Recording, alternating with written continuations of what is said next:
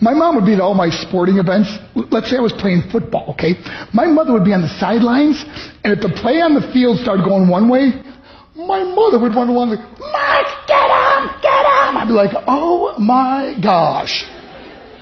I'd get in the huddle with the other guys. They go, Mark, is that your mother? I go, no, I never saw her before in my life. See, the greatest gift my mother ever gave me, she believed in me. I have overdosed on drugs on 3 occasions where I should have been dead. But I believe I was kept here for a reason. You show me your friends, I will show you your future. How do I know this? I hung out with losers, and I became the biggest loser of them all because I gave up everything I dreamt about as a little boy because of who I chose to surround myself with. My friends would drive me home at 2, 3, 4 in the morning. We'd be drunk and high, laughing in the car.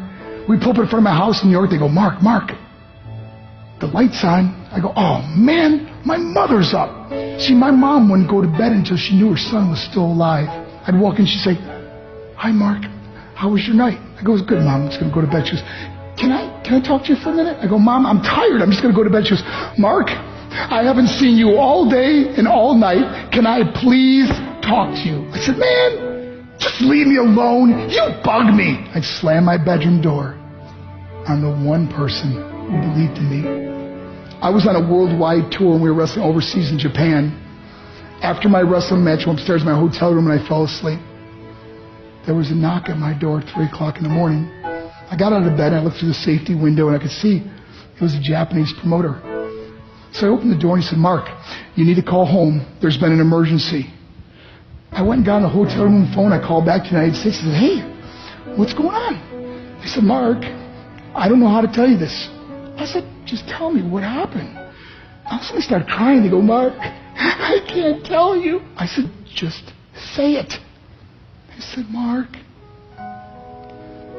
your mother died. I just threw the phone down. I ran out of my hotel room. I took the elevator to the lobby, and when the doors opened up, I just ran out into the street. I mean, there was no cars, there was no people. It was 3 o'clock in the morning.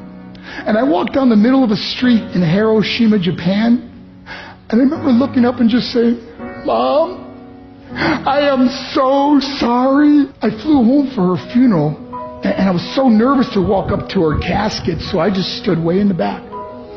And I kept looking from a distance. I kept thinking to myself, Mom, please wake up. Please get up. And then I finally got the nerve to walk up to her.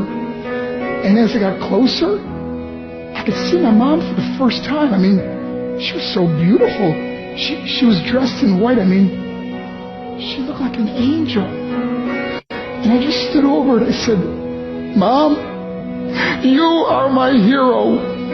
Everything I am, everything I hope to be was because of you. You loved me so much. You gave me a life. You're the only one that ever believed in me. How did it repay her? By getting drunk, by getting high, by getting stupid, by hanging out with losers? For what? All she ever wanted to do was talk to me. I wish I could talk to you now, Mom. I wish you could see what I'm doing. Why couldn't I have been a better son? We are defined by our choices. But if you surround yourself with people involved in drugs and alcohol and pills, it's a dead end. I'm not here to preach to you. I'm here to tell you I lived that life. It leads to broken hearts, broken relationships, broken dreams, and death. For what? To get high? If you have a mother or a father, when you go home, tell them how much you love them. See, my whole life was about being rich and famous. I had to be a millionaire. I had to win the race. I had to win the race at the expense of my marriage, my family, my friends. For what? To be all alone in the world? I learned what is truly important, and that is how precious this gift of life is, and our families, and how quickly it can be taken away. See, I no longer live in time. I live in moments. See, it's not what's in your pocket that matters. It's what's in your heart that truly matters. Love Love is just a word until somebody comes along and gives it meaning. You're the meaning.